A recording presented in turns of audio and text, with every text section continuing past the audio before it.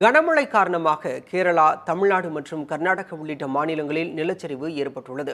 எந்தெந்த பகுதிகளில் நிலச்சரிவு ஏற்பட்டுள்ளது என்பதை இப்போது பார்க்கலாம். பருவமழையின் கோரதாண்டவத்தால் அதிகம் பாதிக்கப்பட்டிருப்பது கேரளா. வயநாடு மாவட்டத்தில் சூரல்மலை, முண்டகை, மேப்பாடி என அடுத்தடுத்த இடங்களில் நிலச்சரிவு ஏற்பட்டு 100க்கும் மேற்பட்டோர் உயிரிழந்துள்ளனர். அங்கு மீட்புப் பணிகள் முழுவீச்சில் நடைபெற்று வருகின்றன.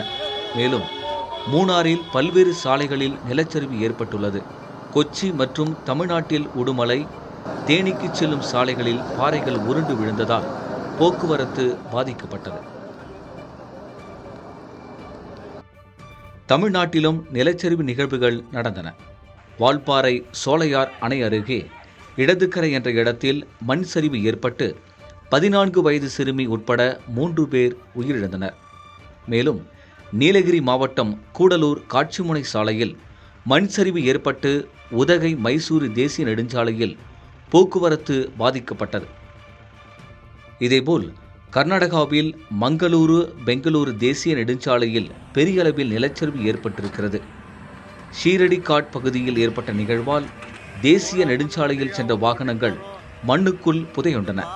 மண் மற்றும் பாறைகளை அப்புறப்படுத்தும் பணிகள் முழுவீச்சில் நடைபெற்றன.